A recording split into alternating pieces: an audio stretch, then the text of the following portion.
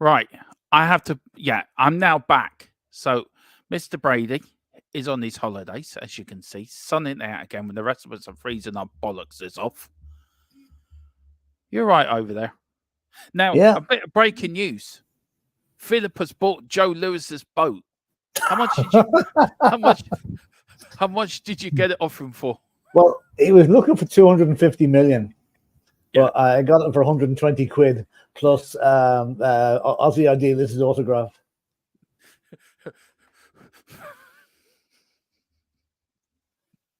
Anyway, good afternoon. Amazing what you'll do to get out of the pictures of the US authorities, you know. Donna Collins liking you, by the way, I can see in the chat. What's he doing? That one. Oh, thanks, Donna. Mr. Brady looking great. Damn good, she says. Damn good. Yeah, welcome to Thfc Till I Die, your home at Tottenham past, present, and excited future under Mr. Ange Postecoglou back at our original time at 4 o'clock, where we belong. And big up, Mr. Brady, you're on your first day of holiday, number 17 this year. No, not that bad. Not that many. No. I know you're doing some work on some work for and for the Irish government. So good luck with that. Couldn't possibly comment on that. How are you doing, sir? How are you doing? Yeah. By the way, if you hear it sounds like an earthquake in the background, we're only about a mile from the airport here. The plane's taking off. So I'm watching the landing here at the minute as well, which is great. Philip is welcoming all the Irish that are going to Lanzarote. Honest to God, it's just working it out. There was at least 500 people in from the island this morning already here. We're taking over. Wexstrom, it's taken over Lanzarote. Wexstrom is taken over, yeah. Anyway, big up to Mr. Wembley one. Big up Wembley one. Big up to Villa at 1982. Afternoon, Dermot Philip. Any news on Morgan Rogers to Villa? I have asked the question. I am waiting for a reply. Right. Here we go. Got some news for you now. It says Aston Villa are expected to continue talks with Middlesbrough, Morgan Rogers, and if successful, may then consider approaches for John Duran. So there you go. That is the very latest for you. Afternoon. Any more? I'll give you the very latest. We've got Donna Cullen, Wogman, Mr. Moyles. Wogman as well, Donna. We've got Wagwan as well, Mr. Wembley. She says Wagwan, Mr. Brady. We've got Mr. Stephen Cartwright, evening, Stephen. Is actually afternoon, but okay, I'll let you off. Matthew, big up, Comrade Dermot. Big up, Comrade Matthew. And this is Michael McDonald's top 10. And Jan.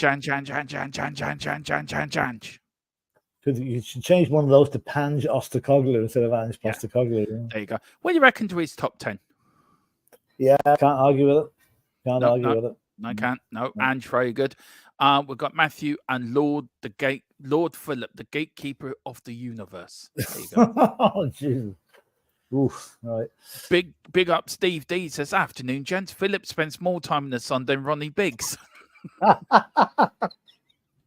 but look what happened to him. Did you rob any trains recently, Philip? Put my hands up. I haven't been near a train since yesterday. Do you know I watched a documentary on that the other night, The Great Train Robbery? I know there's some great ones out there. There really is. I watched it, and it really wasn't that. I think as years has gone on, the myth has got better. Has made it more to what it really was. Yeah. If I'll you tell know you one thing I remember about the Great Train Robbery. It was the engine that pulled the train that was robbed that night was a diesel with the number D326 on it. When I was going to school in Birmingham way back in that end of the 60s or whatever it was, that train used to bring us to school, pull our train to school. So I can say I've been on the same train the Great Train Robbery was. Wow. Wow. I used to spot trains at that stage like a kid, like a nerd.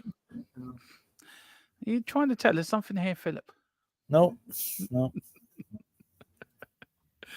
And then we've got Mr. Robley one. Afternoon to a fine distinguished gentleman, and Dermo, hope you're both well.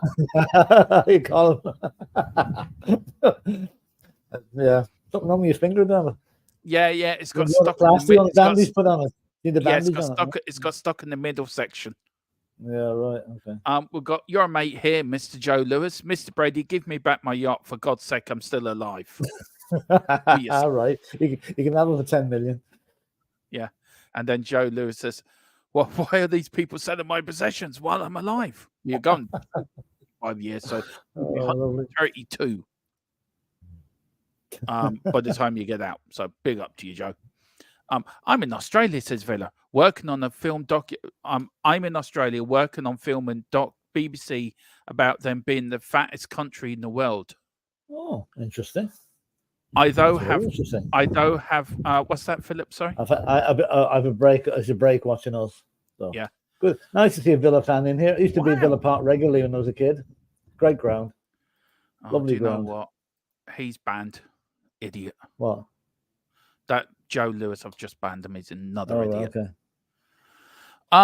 Wow. So he's in Australia doing a what? Working on the film doing a film for the BBC, a documentary about being I presume that's the Aussies being the fattest country in the world. But again, we should get hippie Paul on here some night to see does he agree or disagree with that. Well, Paul's like a bloody beanpole. Yeah, he is all right. Yeah. All I'm going to say is, if the BBC are looking for a great documentary, me and Mr. Brady are good ones to do it on. The rise of THFC till I die. Just putting it out there. Just putting it out there. Now, Mr. Brady, it is time to announce your top 10. Now, we've had a bit of a laugh doing this, haven't we? And yeah. Well, to be fair, I did give Philip first option without really thinking that through. And Philip went, I know what I do. I pick all the easy ones. And he's left me for 3 days trying to come up with my 5, which was difficult as it is. But I've put a joker in my pack. I've thought really outside the box. I really have. Yeah. You'll never guess who my 5th manager is. I love to Christian Gross. Christian Gross? No, it's not Christian. Nothing. David, please. Do you know what? I haven't even put one Tottenham player, Tottenham manager in my top 5. Oh, okay. Well, I mean, we're all things to all teams in this channel. We're not all just Tottenham. Yeah, but no, seriously, you picked the one Tottenham one. I mean, I could have picked. Yeah, well, there's one you couldn't miss out on, really. Yeah. Yeah. And mind you could on Ange as well. But, Yeah, I'm flying back on Monday. I'll be at the Newcastle game. I'll speak to my bosses about the doc for you, Mr. Lewis. Mr. Lewis, I no longer work for you. Mr. Mills and Mr. Brady are my friends. There you go. Yeah. That's very nice of her. He went, Dermo, pick Nuno. No. If the rumours are true, Celtic, after a long transfer battle with Albion Rovers, have signed Hamilton T-Lady on the years with the option to buy at the end of the season. Who knows? There's also a rumour too that Doris moved up from Tottenham to Hamilton Academicals during the winter break there. Yeah, and obviously Hamilton's looking to make a profit now by selling around the Celtic. Yeah, there you go. So yeah. Well, the only thing I think she doesn't make great tea though. That's the only thing I've heard. I'm Donna saying I'm certain Mr. Brady will let me ride on his yacht at least. Oh, no problem. No problem. That sounds a bit rude. You sail on a yacht. No, it was the right. Never mind. And you never let me have a look on that. You never let me even have a look on that yacht. There you go. There you go. Now, right, these are your top 5, Mr. Brady. So, right, okay. Do you want to go through? So you've gone for who's your top 5? I might have a bit of difficulty reading them with the way the light is here. But okay, anyway, so Philip's top 5. I'll read them out, then you can go through them. Philip's top 5 is Bill Nick, Bill Shankly, Alex Ferguson, Laurie McMenemy, which was Philip's joker in his pack, and Brian Clough. So let's start with, of course, we should start with the one and only Mr. Bill Nickerson. 832 games in charge at Tottenham, 408 wins, 169 draws, 228 defeats, 1,596 goals scored, 1,095 goals conceded. So 49.04 sort of win, I think. Overall, he's got a 60.82 win rate. Philip, Bill Nick. Why did you pick Bill Nick as your number 5? Well, I mean, I think every Spurs fan has got, even if he weren't alive when Bill Nick was doing what he did for Tottenham, he came to Spurs as a player. He won a medal as a double winning, the title winning team in '51, and became a coach shortly after that. And in 1958, I think it was November 58, took over from Jimmy Anderson, I think. And first game at home against Everton, the Spurs win 10-4, right? So that he was laying down the marker. He put together possibly one of the greatest football teams ever seen, the greatest English league. I mean, you're the likes of Danny Blanchflower, Dave Mackay, John White, and then on the second phase, Jimmy Greaves. He just, I mean, that Spurs team of the 1960-61, I mean, they had a dummy run out of the previous season. They finished very highly in the previous season, but then actually moved on to win the league in 60-61. And that hadn't been done this century before. I think Arsenal were the last team to do it back in the day, you know, before they started stealing league positions and whatever they did in 1919. But Bill, hard-nosed Yorkshireman, didn't suffer fools gladly. Every pound was a prisoner with Bill Nicholson. I mean, if you went in for a pay rise with Bill Nicholson, you probably end up coming up with less money than you were in with. It was that type of, you know, pragmatic Yorkshireman. He lived a couple of hundred yards from the ground until he died in 2003 or 2005. I forget which before. Yeah, anyway. And his wife, I felt sorry for his wife. She must never have seen him, literally, because I see he was at the ground for about 6 o'clock every morning. It's wonder he didn't actually put the lines on the pitches before the match. He did everything else. You know, he was an amazing character and the respect of all the players. And if you didn't respect him, you didn't play. You know, didn't play for him.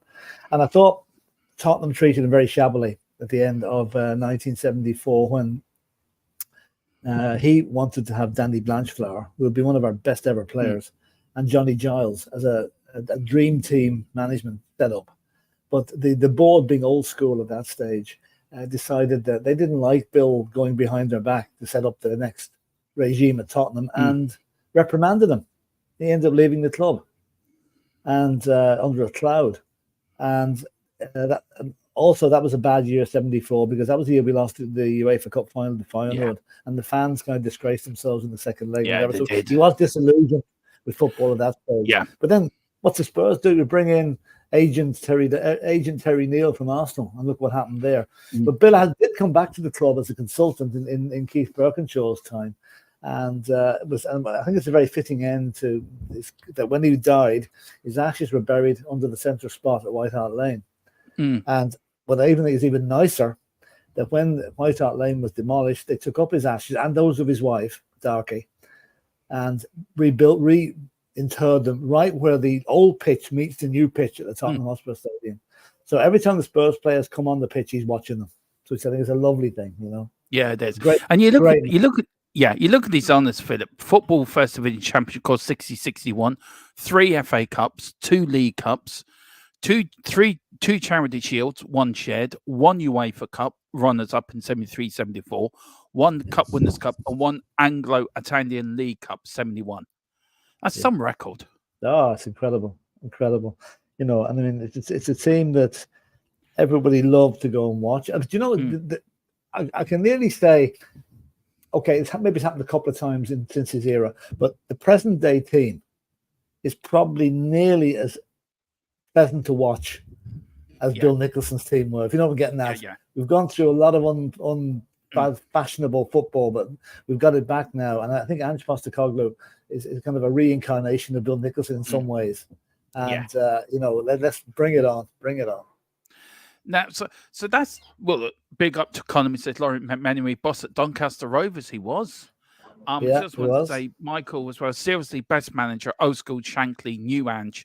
Time will prove the latter correct. We're getting on to Mr. Shankly, who I've got a great time for as well. Big up to Matty Bassett as well. He says, big up everyone in the show and in the chat. Just a Harmless Potatoes just come in as well. So big up to you as well. I like Mr. Harmless Potato. He's funny. So there's Bill Nick, number 5. Number 4, Philip. The man himself, Mr. Bill Shankly. 783 games in charge, 407 wins, 198 draws, 178 defeats, a 51, nearly 52 win percentage.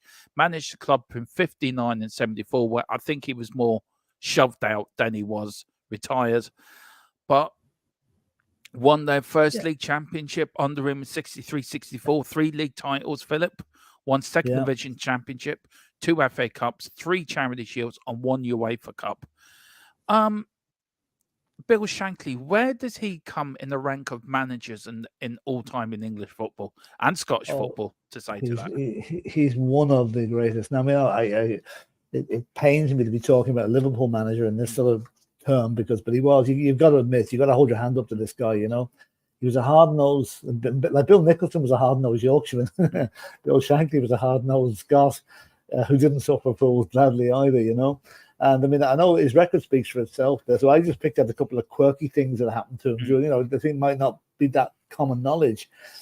He only won 12 caps for Scotland, which is, you know, he wasn't the greatest player that there ever was, but he was, you know, a good, solid player.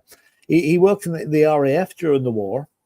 You know, as I don't think he saw active service now, but he was in the RAF, and he actually managed 3 lower league teams called Grimsby, Workington, and Huddersfield before he took over Liverpool in 1959. And when the Liverpool chairman, Tom Williams, was trying to get him away, trying to lure him away from Huddersfield, when he says that, asked him, did he want to manage the best club in the country? And Shankly's reaction was, why, is Matt Busby retiring? Which, if he said that now, would probably get him shot by Liverpool fans, you know, but that's the type of guy he was. He took over Liverpool and he immediately put 24 players on the transfer list. So that shows you what he thought of the present squad when he took it over, you know. And he thought there was too much. They weren't fit. The training ground was a mess. Anfield was falling to bits. Sounds a bit like Manchester United today, doesn't it? But, it does. Sorry, Colin. I've got a little bit of stat as well in this. Do you know who actually give advice to Liverpool to go and get him? Go on. So Matt Busby.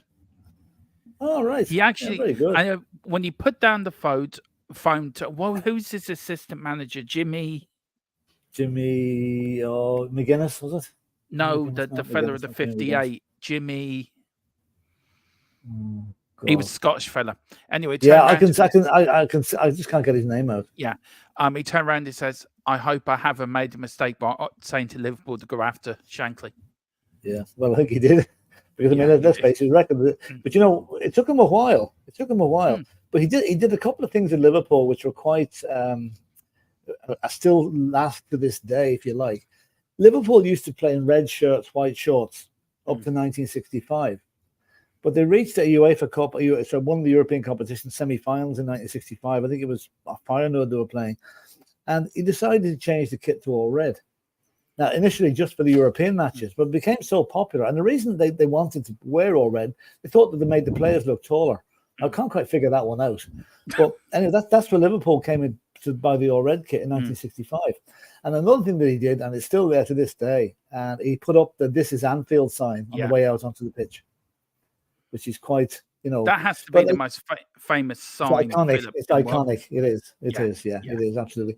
But like Bill Shankly was quite young when he retired. But what he did before he retired, he set up the boot room, which we'll discuss at length later, because that's when nearly all the managers that come out of Liverpool after Shankly graduated and learned their stuff through, you know. But he died of at a fairly young age of a heart attack.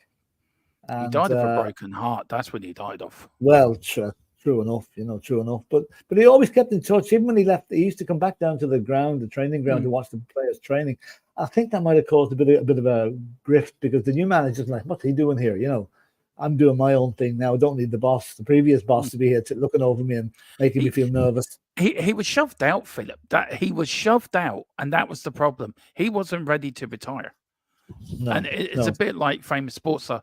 But then, so Bill Shankly, Philip, I mean, where would you rank him in your top 10? Well, I mean, my top 3 would always be Busby, Nicholson, and Shankly. Yeah. They'd so be he'd be number 3. He'd be number 3. Now, just something, David Dermot. It's very hard to separate any of them. Yeah. You know, because I'm going to go for Spurs because I'm a Spurs fan. Liverpool fans will go for Shankly. United fans will go for Busby. They're all brilliant managers in their own right. We've got Michael. Michael says, no way Shankly could be manager these days. Too honest. No, that's true. And he says the best manager isn't about trophies won. It's about with who and when. Clough is up there. We are going to get to Mr. Clough. Yes. We had a big up to Luke Chapman as well. Made literally and would need to come with significant levels of compensation and adopt as part of any disruption deal with Premier Leagues and its clubs. Right. What's that about? I don't know. I'm not quite sure what that. Luke, just put it in when that's about, would you? Just keep us. So we can comment on now. The modern age of a manager, Philip. You've gone for the master. You've gone for the godfather, I think, of modern day managers. Sir Alex Ferguson, manager in 1986 to 2013, 1,500 games in charge of United, 895 wins, 338 draws. Blown away there. 206, only 267 defeats, by the way, out of 1,500 games. Nearly 60% win rate. Premier League champions galore. I think 13 Premier League champions. Yeah. 1, 2, 3, 4, 5 FA Cups, 4 League Cups. 1, 2, 3, 4, 5, 6, 7, 8, 9, 10 Charity Shields, 9 won, 1 shared. Twice European Champions League winners, twice runners-up, Cup Winners' Cup winners, and the European Super Cup as well. Wow. What a man. And that's not, and also on top of that, what he won at Aberdeen. Let's not forget that as well. Is this man possibly the greatest manager we'll ever likely see in our lifetime? Well, I said that Busby, Shankly, and Nicholson were the best. They were the three of the 70s, 60s, 70s era. There is nobody to touch this guy anywhere on the planet. No. Absolute legend. Now, if we were to go through all the stuff he did, we'd be here till midnight, basically. Because if you've seen any Wikipedia page on Alex Ferguson, it runs for days. All the stuff that he did, But he was, but again, there's a guy that started off very humbly. He managed a team called East Stirlingshire in 1974, and he stayed there for only a few months before St Mirren picked him up. And St Mirren actually have the distinction of being the only club to ever sack Alex Ferguson. And he was sacked initially. It was initially put out that he was sacked for unauthorized payments to players. But there was more to it than that. He always denied that. And I don't think that was the case. They used that as an excuse to get rid of him. He then moved on to Aberdeen in 1978 to 86. And what he did for Aberdeen was, like back in those days, Aberdeen were the third team in the Scottish hunt for trophies. Now there's only 2 teams in that hunt because Aberdeen have dropped off the pace. Well, they've done fairly well, but they're the best of the rest, really, the best way of putting it. And do you know that in 1986, Tottenham wanted Alex Ferguson to replace Peter Shreves? Yeah. But he turned them down. And just to make us feel equally better, he also turned down a move to Arsenal to replace John Howe. So he could have managed either of the North London teams, but chose to turn them down and went to United in 1986. He took over a team that he was very worried about. A, their fitness levels weren't great, and T, they had 3 of the greatest drinkers in the Premiership playing for him: Norman Whiteside, Paul McGrath, and Bobby Robson. And Brian Robson, sure, not Bobby Robson. So, but he wasn't knocking them into shape. And I think we said before, Dermot, he was within 1 trophy of getting sacked in 1990 if he hadn't won the FA Cup that year. It was the game against Nottingham Forest, which was live on the BBC. And if he had lost that game, I think he would have been sacked the next day. But if it wasn't for Sir Bobby Charlton and Martin Edwards, who stuck by him through them times rarely, they knew they got a winner. So, look, Philip, it's amazing what that man's done. But you know what else he's done, Dermot? He was a guy. In 2003 he accused UEFA of fixing the Champions League draw, favouring Spanish and Italian clubs. Right, so he got into trouble up, but he was fined for that. He then invented Fergie time, in which things he used to intimidate the referee so much that they would add on time, and never more likely than 92, 93 against Sheffield Wednesday. When Steve Bruce scored a goal in the 98th minute and they won the title that year, probably because of that win. So, he is just, and also another thing he did too, which I'm not sure people know about, he refused to talk to the BBC for years because he was badly portrayed in a documentary on the BBC. And from 2004, 2011, he always sent out his assistant to do the team talk after the match. But then new regulations came in. Then he had to go and talk to them from 2011 on, which would have been all sorts of things, you know. But that was Fergie. Like if he didn't like somebody or didn't like what was said about it, he let you know about it. Yeah, and it's great to see he's still around. You know, I say he must be absolutely horrified what happened to United in recent months with the Glazers. But like he is an absolute legend, and I mean I've got to hold my hat up to him. That this guy is the greatest manager ever, and that will ever be ever surpassed. I mean, his record speaks: 267 defeats in 1,500 games. That's only about 28%. That's incredible. 890. He's 5 wins short of 900. Yeah, incredible. So that's your third one. Do you know what United should do, Dermot? If they sack Ten Hag, they should put Fergie in charge for 10 games, so he can make up to the 1,000. Yeah. I'm purely sentimental on that one, though, you know. Yeah, no, I think so. I think they would. So there's Sir Alex. His record speaks for itself. That record's unbelievable, really. Now, this is your joker in the pack. Yes, this is one that I picked because not that well known. Why? You know, I'll tell you why. Because I like the guy. I mean, he used to be. He was one of the original pundits on TV, and he was, you know, straight talking like that. Just something about him. I don't know what it was, but then again, he had a very checkered career, managing managing lower league teams and whatever. I'm just I want to see what else he did. Yeah, obviously we know his history with Southampton. Southampton were in the second division, and they beat Manchester United in the 1976 Cup final, a game that a pundit said before the match United were going to win 10-0. Yeah, they didn't. They got 1-0. But in 1980, he was actually linked to the Manchester United job. Yeah, he was. Eventually went to Ron Atkinson, right? So he went to Sunderland instead, right? And at that stage, around the 1980s, 82, he was the highest paid manager in England, right? He quit in 1987 when Sunderland, just a few weeks before Sunderland went down to Division 3. So Sunderland time was not great. But then he became England assistant manager under Graham Taylor, in 1990. And he managed the under-21 team as well.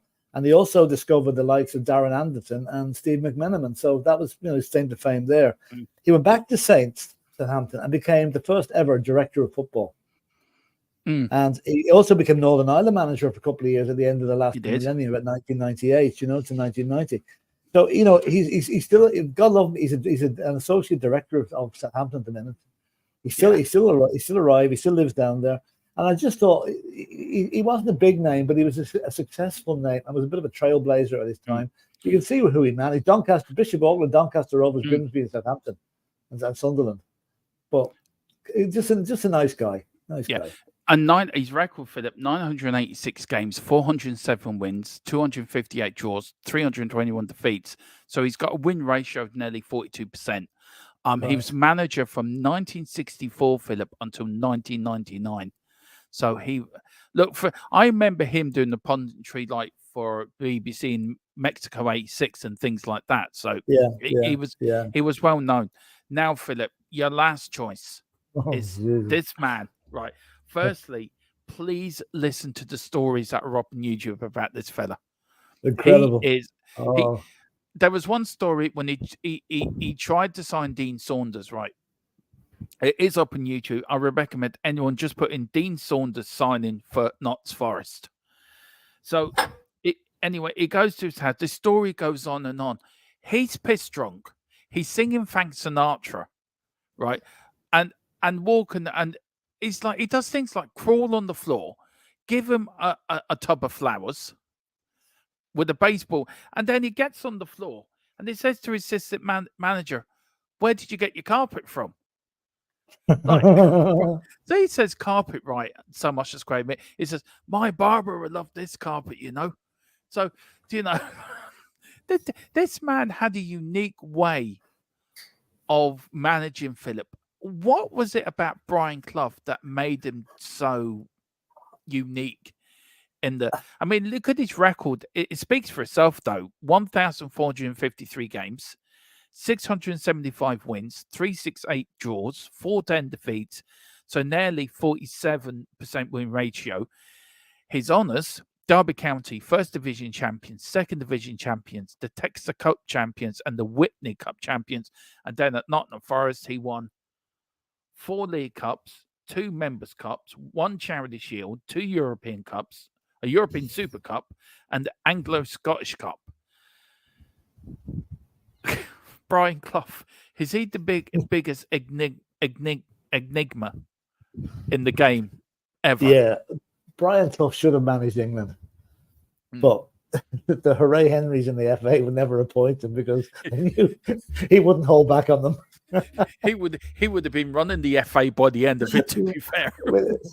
Brian Clough, I'd say he had an inferiority complex. He thought God was better than him. That's how much confidence he had in himself. He thought he was better than God.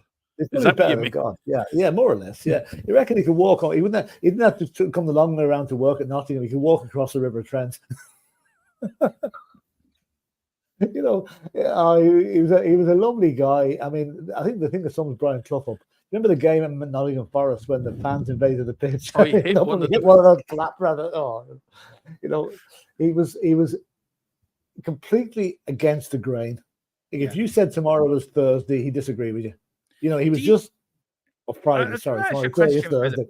Sorry for that. Do you think he stayed too long in the game?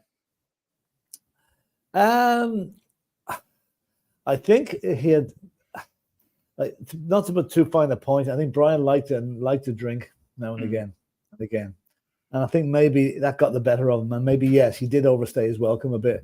He thought he was still at the level he was when he was winning the European Cups with Nottingham Forest, when in fact he wasn't.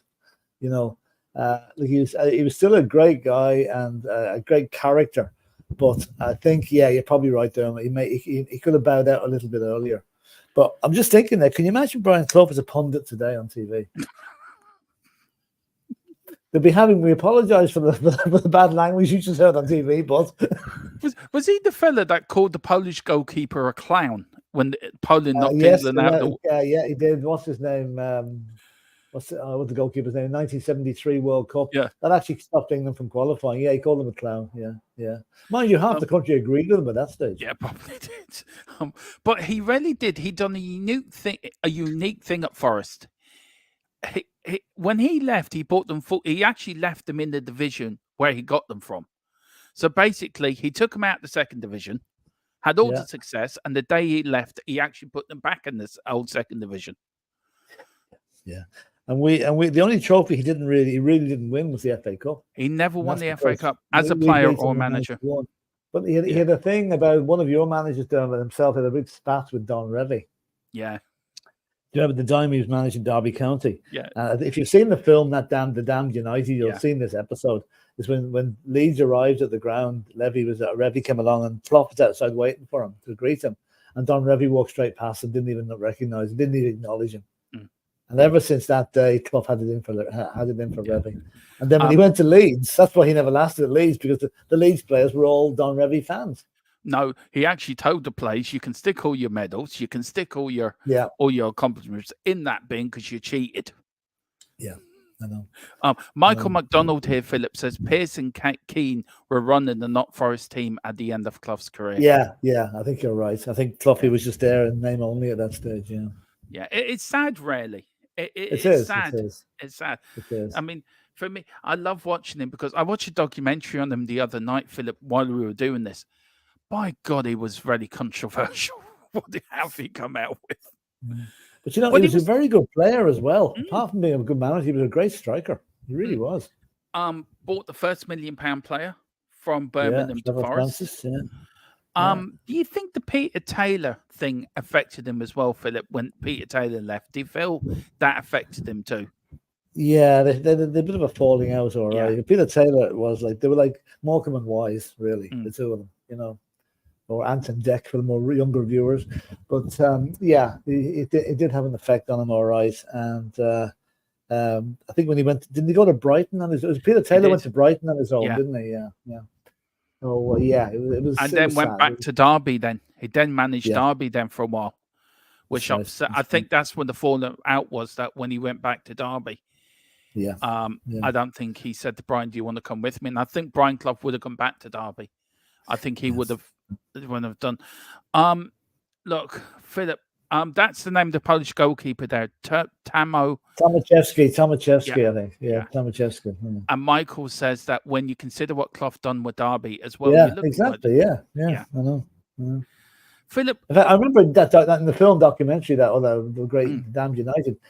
I think the Derby chairman that day was a local butcher, and they used to muck in and get the pitch ready for the matches and everything. Those were the days when you mucked in, did everything. There was no such thing as teams of groundsmen looking after the pitches. No. Mind you, it showed in the pitches because it was dreadful. Wasn't it?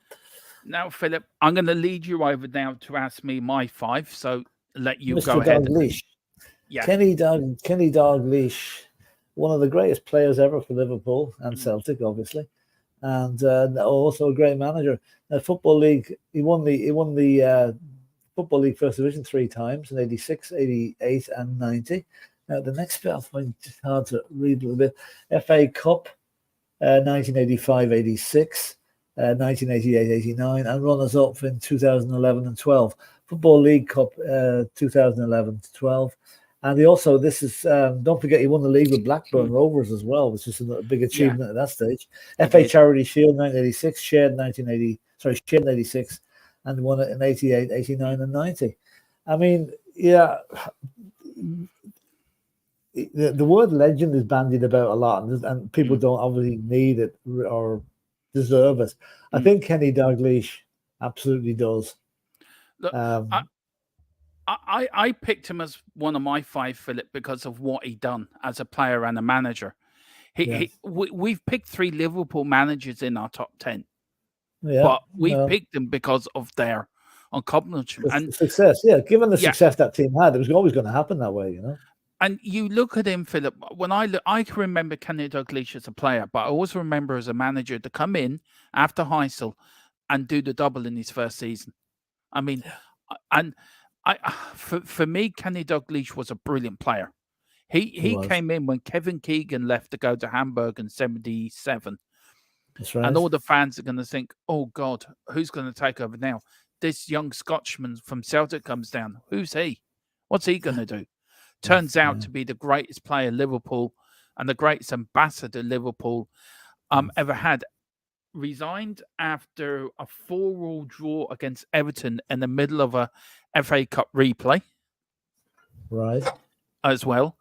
And then retired because of Hillsborough. Everything got to him, I think. So he time out of the game, came back to Blackburn, of course, won the second division playoffs and then the Premier League, Philip. And then, of course, he won the Scottish League Cup with Celtic in 2000. So, look, for me, King Kenny, 673 games, 365 wins, 167 draws, only 141 defeats, and the 54.2 win percentage ratio. So, for me, he's up there. He is up there with the greats of the game. Now, Philip, as I bring up my find, I'm going to let you fire questions at me and let you sort of take over why have I picked this player. So, I think obviously why he's been picked, he was one of the greats. Plus, it's not only Liverpool and Blackburn, he did very well at Celtic as well. Yeah, he was a legend at Celtic, And let's hope that he came from Celtic to Liverpool and look what he's done. Let's hope Ange does the same. Yeah. Slightly different role, obviously. Now, but, I'm going to let you sort of ask me questions why I've picked my next one. So I'll let you go ahead, and then I'll explain to the viewers why. Bobby Robson, one of the nicest managers in the game. I think nobody ever had a bad word to say about this guy. He started in Ipswich Town, but he was a great player for England as well during the 50s and 60s. Great Ipswich Town, the Texaco Cup, God, whatever that was in '73. The National Fives tour. Geez, Dermot, how you dug deep for this, didn't you? Yeah, they didn't win the Audi Cup as well, by any chance? No, they didn't. No. Okay. I know they had a great FA Cup win in 1978 over Arsenal, which was really, really great to see. And they won the UEFA Cup in 1981, which for a team commonly known as the Carrot Crunchers from Ipswich was a massive achievement. It really was. Do you know who's in that team, by the way? You had Alan Brazil. You had Terry Butcher. You had John Walk. Who went to Liverpool and back to Ipswich, by the way. You had, who else you had in there? You had a few other he built a really good team at Ipswich. Yeah. Then he went to England. Of course, we all know what happened with England, 86, Philip, and 1990. And then look what he won in Europe. 2 times Yeah. Dutch league champions, Portugal league champions, Barcelona won the Cup Winners' Cup, won the Copa del Rey, won the Super Copa de España in one season. Yep. Yeah. All in one season. Yeah, I know. It was great. And also, you don't forget his connection with Newcastle United as well, you know? Yeah. It actually got them to the Intertoto Cup final in that competition and runners up. And Newcastle? Yeah. Yeah. Pretty. He couldn't break the Newcastle duck for trophies, though. That was his only problem. But I think he was a Geordie lad, wasn't he? Was he from Newcastle? He was. Also, with England, Philip, he had a 95 game played for England. Only lost 18 games in England, competitive games. Yeah. And he won the British Home Championships in 82, 83 and the Rouse Cup in 86, 88 and 89. And he was in charge of the famous Hand of God incident as well. Yeah. Yeah. Which we talk about regularly on this channel. It wasn't a handball. Here we go again. Just thought I'd start you off on that one. Stop your nonsense. He didn't handle the ball at all. He was just rearranging his hairstyle and the ball happened to hit it, That man is a legend in Ireland and Scotland and Wales. There's got statues. He's nearly as big a legend as Thierry Henry. Anyway, yeah. Thierry Henry's a massive England have got statues of Henry. We've got statues of Maradona. Yeah, that man was a genius. Any questions you got to ask me why I picked Bobby Robson? The thing about Bobby Robson, would you say that how would you think he would fare in the present day? You know, seeing he's kind of the same vintage as Alex Ferguson and Laurie McMenemy and whatever. Well, how would you think would he have survived as a manager in, say, managing Newcastle at the moment? Do you know what? I think he'd be one of the few managers that could actually do it. Yeah. I really do believe that. I think he's one of the few managers, in my view. I think with Bobby Robson, he got the respect of the players very quickly because of the way he was. Yeah. And you look what he done with England. He done a very good job with England, to be fair. And he done a great job in Newcastle. He was loved everywhere he went. He was loved at Barcelona. He was loved at Porto. He was loved at Eindhoven. He was adored at Ipswich. Did you know he started his management career at Fulham? Okay, nice. And he got sacked. And he walked into the middle of the pitch and swore to himself that day, I'll never be sacked again. Right. He never was. Any job he left on his own accord. I think he got sacked at Newcastle because of the bad start. But and then he retired. But any other game between Fulham and Newcastle, he left on his own accord. On terms. And you know, the fact that he's Sir Bobby Robson, there's not too many of them. I know Sir Alex Ferguson. Yeah. I'd say Bill Shankly and Bill Nicholson talked themselves out of being, because I would say, given their backgrounds, I'd say they were both dyed-in-the-wool Labour supporters, and that might not have gone down too well in those days. Now, Mr. Brady, we've gone for our third and last Liverpool manager in our top 10. Now, this man, I looked at his records last night, Philip, and I was absolutely astonished. One club and 535 as a manager for one club, of course, Liverpool. 1, 2, 3, 4, 6-time league champions. Yeah. Of course, the FA Cup runners-up in 77. 3 times League Cup champions. They won it 3 years in a row. Runners-up in 78. Charity Shield, he won that outright 5 times in a row. 3 times European Cup champions, a UEFA Cup champion, a European Super Cup champion, a runner-up in 78, and the Intercontinental Cups runners-up in 81. Not bad. This man was probably the biggest manager I think I remember as a kid. And why Liverpool won? Because he came after Shankly. And we talked about it before, it's the boot room, isn't it? It is, yes, it is. And it is. Look, I want to ask you a question. I know I'm young, Philip, and I remember bits and pieces of Paisley in his prime. But what was the one thing Paisley had that Shankly didn't have? Oh God, that's a very hard one. That's a very tough question. I would say he mightn't have been as acidic in the way he talked to people. He might have been a bit more gentle with his attitude, and he'd put his arm around you quicker than he'd give you a poke in the eye. You know, I think maybe he was a bit more of a quietly spoken. Get my point across that way rather than bullying. Shankly was a bit abrasive at times, you know. Yeah. So yeah, I'd say that's possibly it. All right. Very hard question, but like he's one of those guys. He was homegrown, one club man, part of the boot room, and you know, immense respect. Like if you ever see, I've seen it when there was anniversary or whatever comes up at Anfield, they maintain them silence meticulously, because even the new Liverpool fans know that this guy was special to them. You know, he really was. He actually helped Kenny Dalglish in his first season as manager of Liverpool as well. He was the assistant manager. That's right. And they won the double. So was that more to Bill Shankly or more to Bob Paisley or more to Kenny Dalglish, do you think? Oh, I'd say, hard to know. You know, it's like he would have been still very friendly with Bill Shankly up to the time of Bill's death. Whether he pointed Kenny in the right direction to appoint him, who knows? It wasn't a good move. Whoever did it was a good move. Great move. So there's my number 3 choice, actually, Bob Paisley, and the last Liverpool manager in our top 10. I've now gone for now. Now, this is Brian Clough's nemesis, Mr. Don Revie. Now, I'm not going to spend a long time on Don Revie because, look, he was a manager of a great Leeds side, PHILLIP, back in the day. Yeah. But I think that all got forgotten when he did the dirt in England and become the first player to move from England to the Saudi Pro League back in 77. Yeah. Do you think that ruined his reputation? You look what he's won at Leeds. You look at his record for England. Not a great record, to be fair.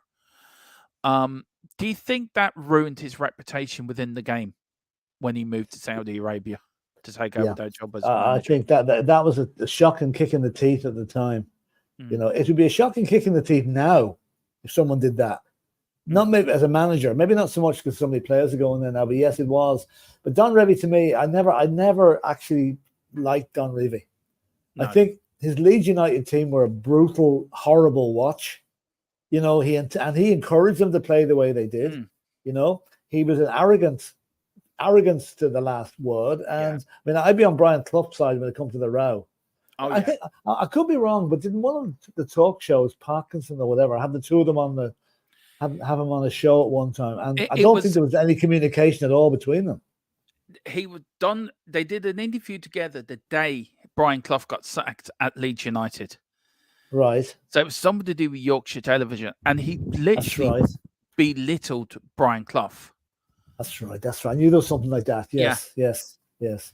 And it was like the interviewer was sort of egging Don Revie. Why I picked him, PHILLIP, because he was a successful manager in Leeds. Look at his record at Leeds. Oh, he was. But the thing is, the stuff with the Clough stuff. I mean, it's good. The last word on Brian Clough. The main reason Brian Clough didn't last at Leeds United was Don Revie was feeding stuff to the Leeds players, making the bullets for the Leeds players to fire at Clough. You know, but yeah, I mean, his record was good. I mean, he won the FA Cup there for Leeds. He won the League Cup back in the 60s, the Charity Shield in 69. The second division when they were back in it in 1964, and twice. I've just noticed I put it in twice. Yeah, no, that's the same thing. Yeah, and the British Home Championship. My God, Scotland, England, and Wales, and Scotland, England, Wales, Northern Ireland in that. Can I just say they won it once? Leeds bought it again just to double confirm they were league champions. But Michael's got a point here for you, PHILLIP. He says there is this. I'll let you read this one out. There's a disproportionate amount of Scottish managers in your list. I'm proud to say, Michael, completely unintentional. Now, to be honest with you, I hadn't even thought of it that way. You know, and we didn't see each other's lists by them, did we? This is the first time you've seen. The first time I've seen Dermot's list now was an hour ago. He'd seen mine because he had to do preparation for it. But no, this was no. It just shows you Scotland does produce good managers. Yeah, you might have great football teams up there, but you have good managers. Yeah, sorry, David Clark says sorry. Celtic, of course. Yeah, apart from Celtic, the best in the world. David Clark says, sorry, any coach who soaps his players down individually, which is actually showed in the documentary of Revy, is no coach for me. I agree with David Clark. You see So all the managers you've mentioned, all the 10 you've mentioned there. yeah. Don Revy, while he was successful, this, that, and the other, to me, that's the only reason he's there. If I would love to pick somebody else, you to pick somebody else. I just don't think he's up there. No, when you picked Brian Clough, I had to pick him because of the rivalry between them. Yeah, now, that's true. My joker in the pack. Now, I said to you earlier, I'm struggling, didn't I? And I could have gone for Ange Postecoglou. I could have gone for Keith Birkinshaw. I could have gone for a number of managers. Who did I go for? The one and only Big Jack. I had to. I had to. Now, Big Jack had the biggest. Why I picked Jack Charlton? A, because he had the biggest influence on my life as a teenager and a young man. He had the biggest influence on my country's football team too. And he was actually a World Cup winner in England in '66. He did win a lot of stuff for Leeds. But Jack never lost to England as an Irish manager, Philip. Yeah. And also, he's the only manager, I think, to bring Ireland success when they won the Iceland Triangular Tournament in 1986. Wow. And also qualified both 2 World Cups, 1994, and beating England at Euro 88 as well, 1-0, which we will skip over. Yes. No, we won't. He also, Philip, was manager at Middlesbrough, won the second division championship with Middlesbrough in 73-74, also the Anglo-Scots Cup as well, 75-76. And he also got Sheffield Wednesday promoted from the third division and the third place promotion. Also managed Newcastle, didn't win anything with Newcastle, but nobody ever did. He brought in a young player called Paul Gascoigne. Yep, that's right. So, look, Big Jack. Great lad. Great character. Yeah. I mean, I had to pick him. Oh, yeah. I couldn't do it. Okay, league-wise, Premier League-wise, or First Division 1 league-wise, FA Cup-wise, he didn't do anything. But what he did for the Irish nation, not just the Irish team, the Irish nation, from the late 80s and early 90s, is unquestionable. It kept the country going during bad times. Yeah. I mean, I remember the scenes in Dublin when they qualified, when they beat Romania to get through to the quarter-final of the World Cup in 1990. You'd swear it was unbelievable. And it lifted the mood of the whole country. It meant Jack Charlton would never have to buy a pint in Ireland again. Never. Not that he was good at buying them anyway, but he never had to buy another one again, apparently.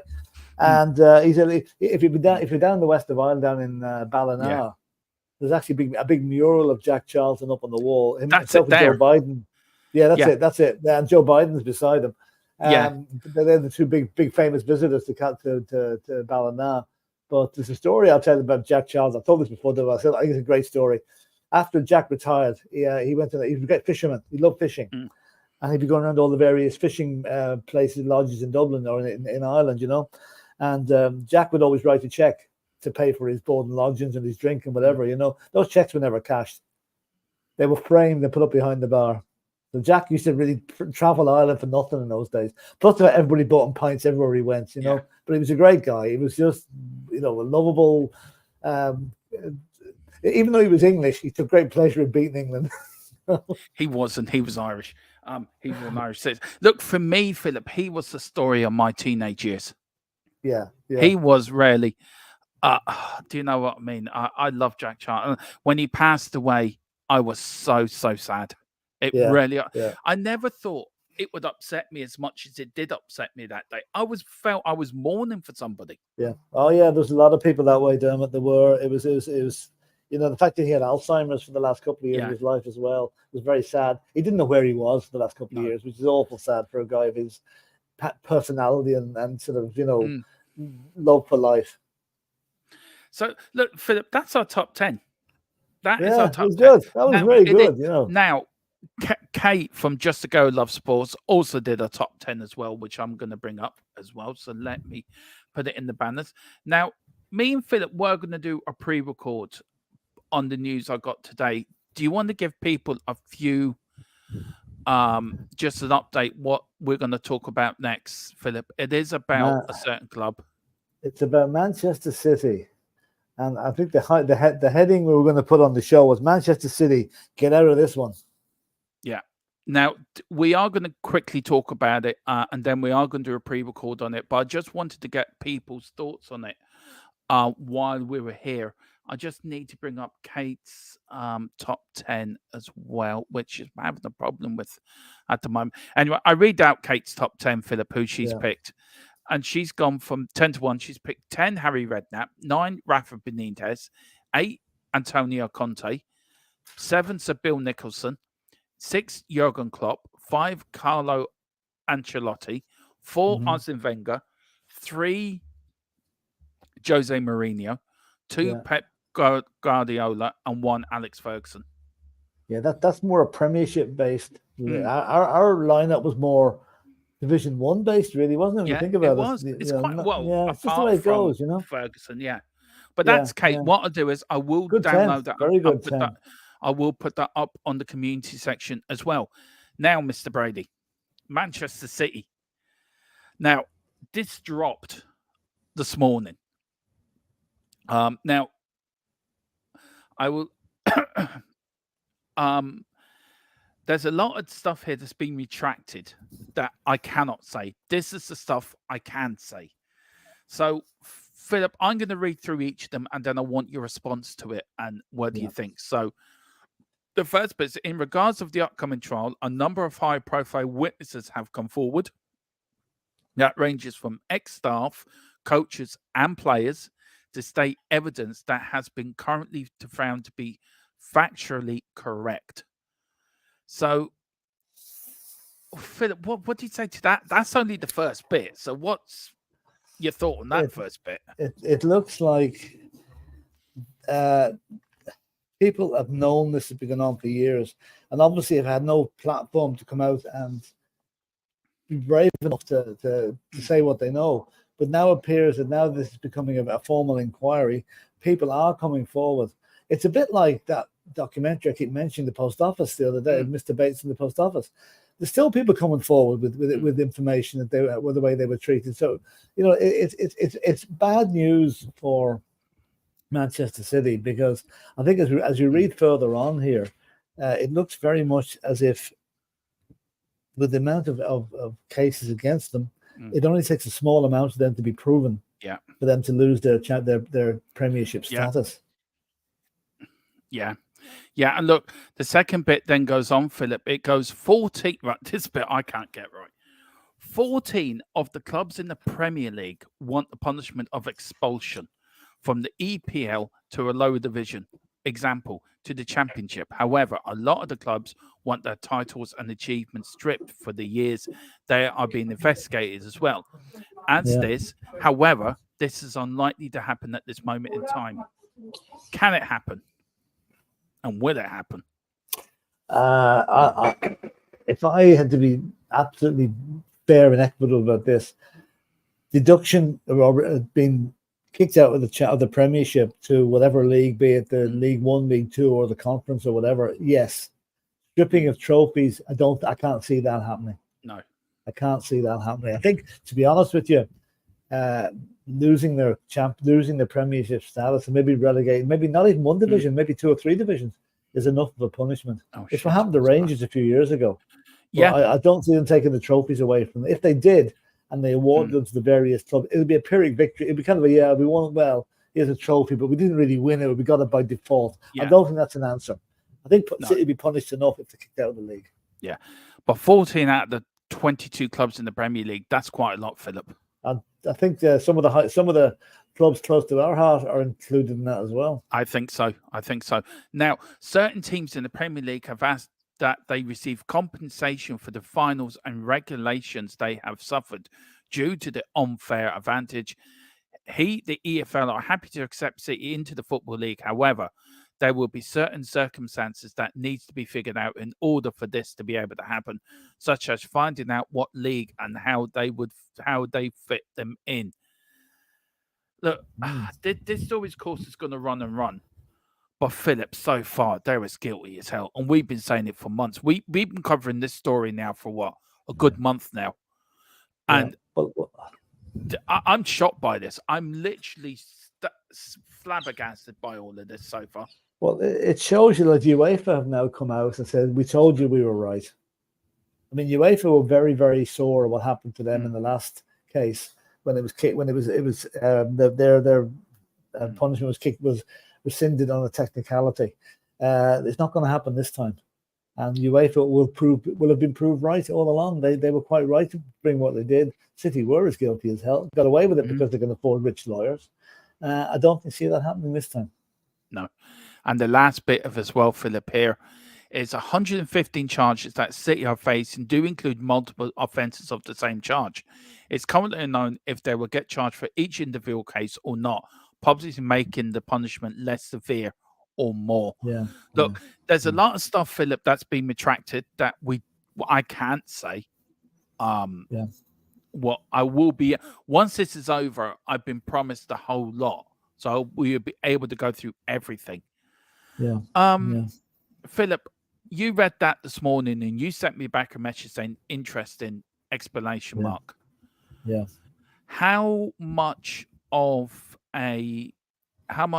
worried should Man City and Man City fans be? And is this a massive distraction going into tomorrow night's FA Cup game against us? I don't think it'll affect tomorrow night's game too much because this is down the road. This is down the line. This is happening next Monday morning. This will go on now till next October, I think. So no, it won't affect them tomorrow night. But for the long-term future, I think it's a very, very worrying development for them because let's face it, there's 115 charges now. Okay, if those charges are charged individually, right, and there's a 10-point deduction for each charge. That's 1,150 points. And God knows where that will put them. If they lump the charges together and say, right, well, there's 30 charges of that, 40 of another, and 30 of another. Say they charge them on 4 different batches, and you lose 10 points for each of them. That's more likely what's going to happen. They'll batch them up, which will make the punishment a little bit less, but still very, very severe, and still no Premiership. If 14 clubs out of the 22 want them pushed out of the Premier League, the Premier League will have to listen to 14 clubs. If it was they will. If it was 2 or 3 or 4, PHILLIP, they'd probably say, well, look, not 14. Not 14. No, 4. I'm actually surprised there's not more. I thought the whole lot of them would be at it. But that may well come. That still may reach that number. But it's. I'll tell you, there'll be no. I'm just trying to think what will happen to City. Just imagine that, right? They are relegated to League 2, right? What happens to players? Do they stay? Do they go? Will the owners stay? Will the owners stay? It could be the end of the club. It could be. It could be the end of the club in its current disguise.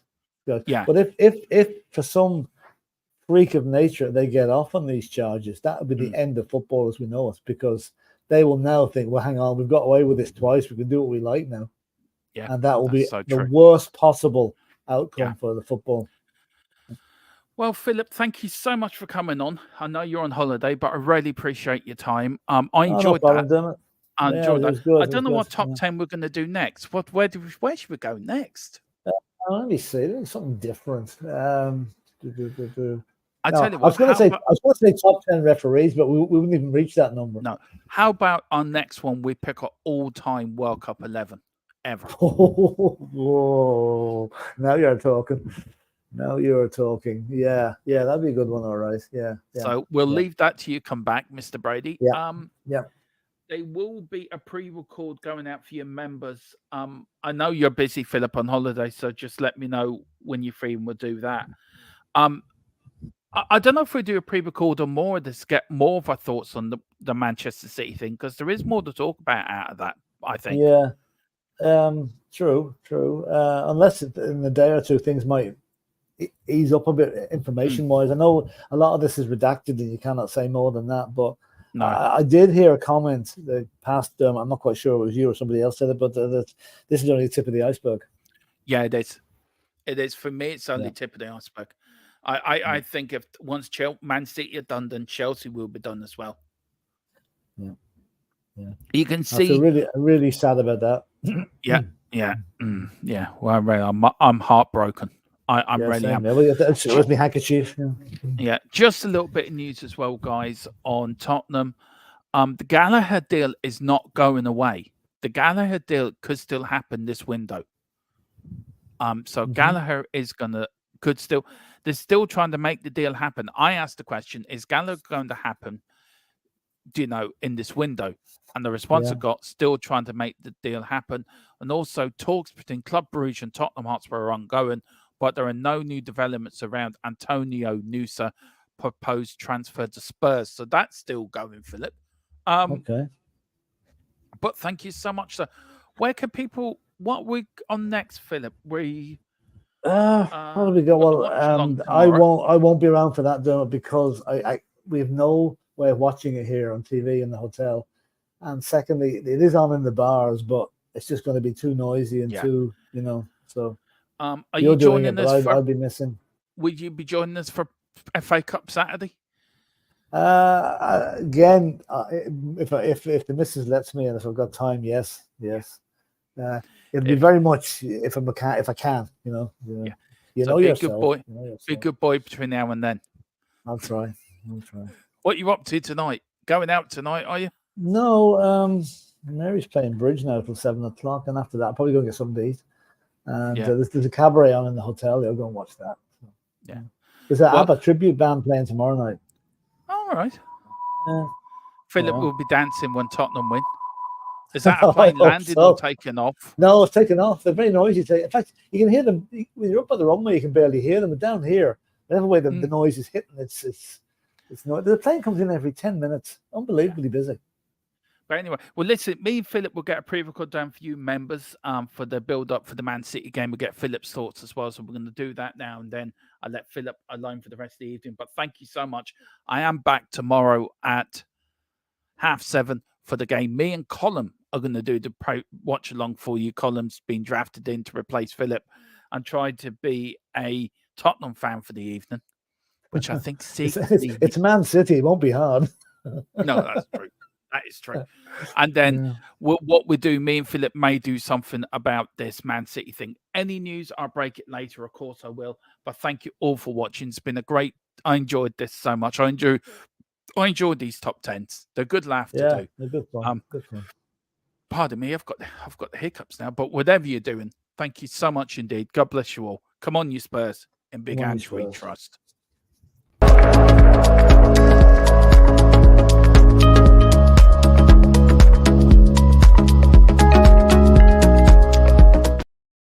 Sorry, before we go, Colin put a good one in here.